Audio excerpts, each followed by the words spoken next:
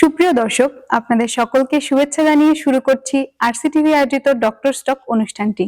পুরো অনুষ্ঠান জুড়ে আপনাদের সাথে আছি আমি ডাক্তার তিথি সরকার। আমাদের মাঝে উপস্থিত আছেন স্ত্রী ও প্রসূতি রোগ বিশেষজ্ঞ ডাক্তার মিতালি ভট্টাচার্য, কনসালটেন্ট গাইনিয়ান অবস এবং incharge normal delivery unit, Rangpur community medical college and হাসপাতাল, রংপুর। কেমন আছেন ম্যাম? হ্যাঁ, ভালো আছি। আপনাকে স্বাগতম আজকের আমাদের এই অনুষ্ঠানে।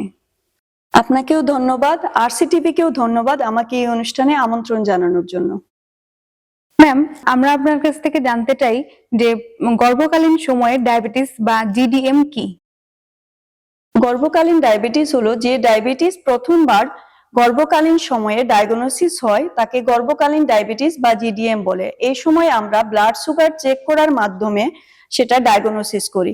যদি খালি পেটে ব্লাড সুগার 5.1 এর উপরে হয় এবং 75 গ্রাম গ্লুকোজ খাওয়ার 2 ঘন্টা পরে যদি ব্লাড সুগার 7 এর উপরে হয় তাহলে আমরা তাকে গর্ভকালীন ডায়াবেটিস বলি। ধন্যবাদ ম্যাম। ম্যাম, গর্ভকালীন ডায়াবেটিসের ঝুঁকি কাদের বেশি? ধন্যবাদ দিদি। গর্ভকালীন ডায়াবেটিসের ঝুঁকি যাদের বয়স 30 এর বেশি, যাদের ওজন অনেক বেশি, যাদের মা বাবা ডায়াবেটিসে আক্রান্ত অথবা ফার্স্ট ডিগ্রি রিলেটিভ ডায়াবেটিসে আক্রান্ত এবং যাদের আগের বাচ্চা 4 কেজির উপরে ডেলিভারি হয়েছে। ধন্যবাদ ম্যাম।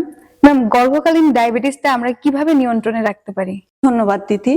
গর্ভকালীন ডায়াবেটিস নিয়ন্ত্রণের জন্য আমাদেরকে আইডিয়াল ডায়েট চার্ট মেনটেন করতে হবে। সেক্ষেত্রে আমরা একজন ডায়েটিশিয়ানের পরামর্শ নিতে হবে।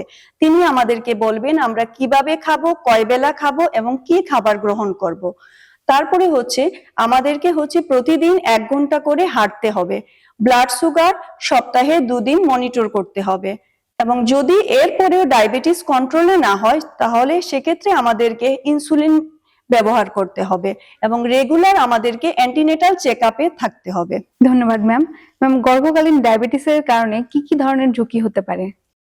গর্ভকালীন ডায়াবেটিসের কারণে প্রথম 3 মাস মিসক্যারেজ বা গর্ভপাত, বাচ্চার হার্টবিট না আসা, তারপরে দ্বিতীয় 3 মাসের ক্ষেত্রে সময়ের আগেই পানি ভেঙে যাওয়া বা সময়ের আগে ডেলিভারির ব্যথা উঠে যেতে পারে এবং তৃতীয় 3 মাসের ক্ষেত্রে বাচ্চার ওজন অত্যাধিক বেড়ে যেতে পারে এবং শেষের দিকে দেখা যায় অনেক সময় বাচ্চার ডেলিভারির 1 সপ্তাহ আগে মা বাচ্চার নড়াচড়া কম পান, এমনকি বাচ্চা মায়ের গর্ভের মধ্যেই মারা যেতে পারে।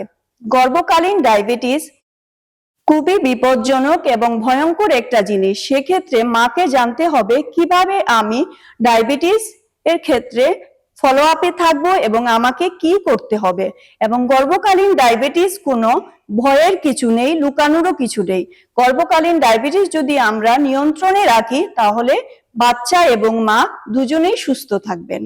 ধন্যবাদ ম্যাম, আপনাকে অসংখ্য ধন্যবাদ আমাদের অনুষ্ঠানে উপস্থিত হওয়ার জন্য এবং আমাদেরকে গুরুত্বপূর্ণ উপদেশ দেওয়ার জন্য।